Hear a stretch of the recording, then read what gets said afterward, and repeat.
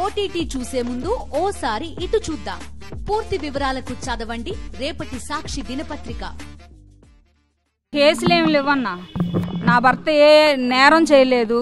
నా భర్త గత అన్న కొంచెం కింద దించండి అన్న కొద్ది కింద దించండి. నా భర్త గత 5 సంవత్సరాల్లో ఆయన సాక్ష్యం రాష్ట్రం అంతా చూసి ఓట్లేసి నా భర్తకున్న సాక్ష్యాన్ని బట్టి మేము జగన్మోహన్ రెడ్డి గారి కోసం మేము నిలబడి ఒక అబద్ధ సాక్ష్యాన్ని మేము చెప్పలేక మా కుటుంబం మేము నిలబడ్డందుకు మా మీద పాయింట్ బ్లాక్లో గన్ను పెట్టి నా భర్తని ఇదే స్టేషన్లో చంపే ప్రయత్నం చంద్రబాబు నాయుడు గారు చేయించి డబ్బులు బ్యాగుల్లో పెట్టుకొచ్చి నా భర్తకి ఇచ్చి ఈ ప్రలోభాలకి లొంగితే ఈ మాటలన్నీ మీరు చెప్తే ఇంత డబ్బు ఇన్ని కార్లు మీ ఇంటికి వస్తాయని మమ్మల్ని చెప్తే మాకు అవసరం లేదు. ఒక నిందని ఒక నిజాయితీ కలిగిన వ్యక్తి మీద మేము వేయాలనుకోలేదు అని మేము బయటకు వచ్చినప్పుడు ఆ సాక్ష్యాన్ని చూసి మమ్మల్ని జనాలు ఆదరించి స్టేట్ వైడ్గా నా భర్త ఈరోజు పెద్ద స్టేట్ లీడర్ అయ్యాడు. చంద్రబాబు నాయుడు గారు అనుకుంటున్నాడు నేను అన్నకు దొక్కేస్తున్నాను, నేను అది దాన్ని ఏమంటారంటే సునకానందం పొందుతున్నారు వాళ్ళు.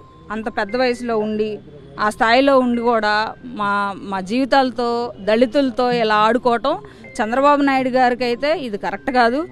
నా భర్తను రాత్రి 1 గంట 2 గంటల నుంచి హైదరాబాద్ నుంచి వస్తే ఎంతసేపు పట్టిద్దండి, హైదరాబాద్ నుంచి జర్నీ ఎంతసేపు పట్టిద్ది, 1 గంటకు అరెస్ట్ చేశారు. ఎన్ని గంటలు పట్టిద్ది?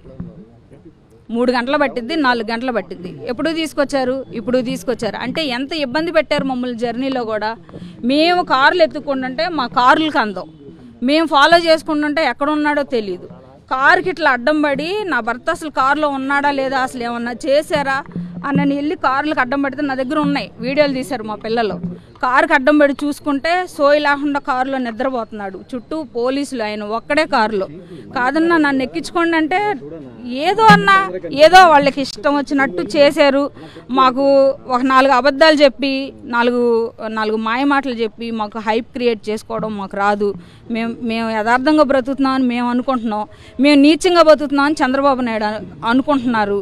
చంద్రబాబు నాయుడు గారికి మేము బతుకుతున్న బతికేంటో ఆయనకి తెలియాలి కాబట్టి మీ అందరి సమక్షంలో ఆయన్నే చెప్పమానండి, ఆయన్నే చూపిమానండి నా భర్త తప్పేం చేశాడు. మరి మాకు కూడా తెలియట్లా ఆ తప్పులేంటో మీ అందరి సమక్షంలో ఆయన్నే చెప్తే మేము కూడా వింటాం, రాష్ట్ర ప్రజలు కూడా వింటారు.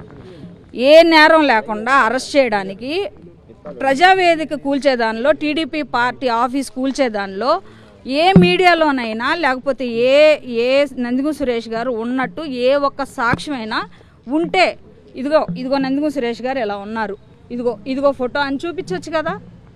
ఎలా అరెస్ట్ చేస్తారు మీరు అనుమానాలతో? అంటే నా భర్త ప్రెస్ మీట్లు గట్టిగా మాట్లాడాడు, మిమ్మల్ని గట్టిగా మీ మీ బాగోతాలన్నీ కడిగి పారేశాడు 5 ఏళ్ళని మీ అక్కస్ని ఎల్లబోసి ఇవాళ నా భర్తను టార్గెట్ చేశారు. అది మీకు తెలీదా? అది మీ అందరికీ తెలియట్లేదా? మీ అందరికీ తెలుసు.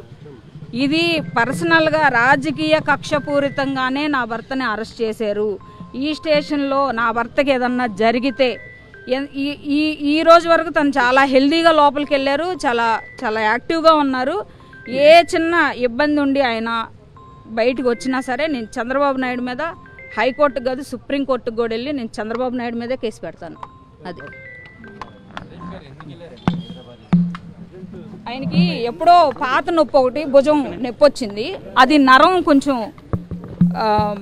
నొప్పి ఎక్కువగా ఉందంటే సర్జరీ చేయాలి, టైం పట్టిద్ది అన్నారు. అది చిన్న పెయిన్ కిల్లర్స్ ఇచ్చారు, అవే తీసుకొని వచ్చాం. కారులో ఉన్నాయి ఆ పెయిన్ కిల్లర్స్ కూడా ఉన్నాయి, మెడిసిన్ కూడా మాతోనే ఉంది, చూసుకోండి. నేనైతే అన్నా అవునంటే అవును కాదంటే కాదు, అబద్ధం అయితే మేము చెప్పం, మా నోటికి రాదు. మీరు ఎన్ని చెప్పించాలని చూసినా, లోపల పోలీసులు నా భర్తను ఎన్ని చెప్పించాలని చూసినా మా అబద్ధాలు రావు. చంద్రబాబు నాయుడు నా భర్తను టార్గెట్ చేశాడు, ఏం చేయాలనుకుంటున్నాడో చేయనండి.